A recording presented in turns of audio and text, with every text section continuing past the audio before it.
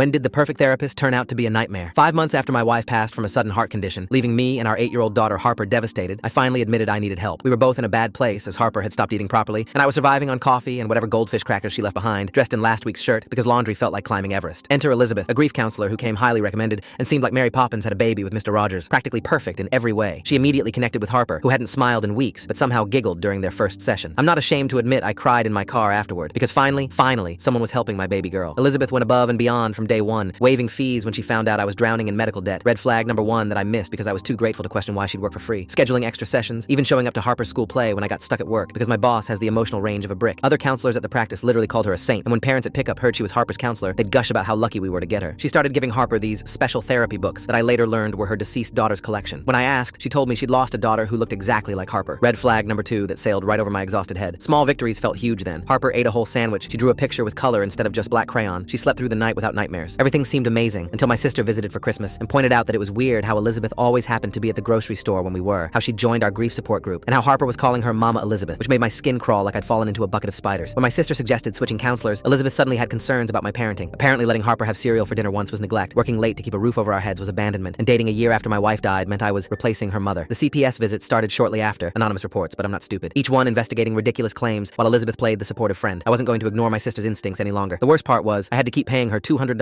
per session during the entire investigation because stopping would look suspicious, according to my lawyer. Harper started having nightmares, but only at our house, not during her increasing overnight therapeutic stays at Elizabeth's. And when I tried to reduce sessions, Elizabeth mentioned Harper had disclosed feeling unsafe at home, which sent me into a panic spiral that made me agree to anything. The other parents started giving me looks, whispering about the CPS visits, while defending St. Elizabeth, who was just trying to help that poor broken family. The breaking point came when I announced we were moving closer to my parents for support. Suddenly, Harper needed an emergency therapy session, and Elizabeth picked her up from school for what was supposed to be a 2-hour session. 6 hours later, no Harper, no answer from Elizabeth, and I'm calling the police while my chest feels like it's caving in, can't breathe, can't think, just pure primal terror screaming, "Where's my baby?" My hands shook so bad I dropped the phone twice, threw up in the kitchen sink, nearly passed out when the officers asked for a recent photo. It took 3 days for the police to track them through credit card purchases. Elizabeth had taken her to a cabin 2 hours away for specialized grief therapy, filling Harper's head with poison about how her dead mother only visited her in dreams at Elizabeth's house, how I couldn't take care of her properly, how she needed a real mommy who understood loss, all while playing house, braiding her hair, making her favorite foods, sedating her with anxiety meds when she cried for me. When they finally found them, Elizabeth was holding my daughter, screaming about how she was saving her, protecting her from my inadequacy, while Harper, my chatty, bright little girl, had gone completely silent from trauma. The arrest was satisfying, but the damage was done. Harper didn't speak for 6 months, communicating only through drawing and pointing, seeing a trauma specialist 4 times a week that insurance barely covered. But Elizabeth, she got her license revoked permanently, served 18 months, and I won a civil suit that covers Harper's therapy for the next decade. The real victory, though? Last month, after 10 months of silence, Harper looked at me over dinosaur pancakes and whispered, "I love you, Daddy." Those 3 words healed parts of me I didn't know were still broken. We're building our new normal now with help from my parents who moved closer, my sister who visits monthly, and Harper's new therapist.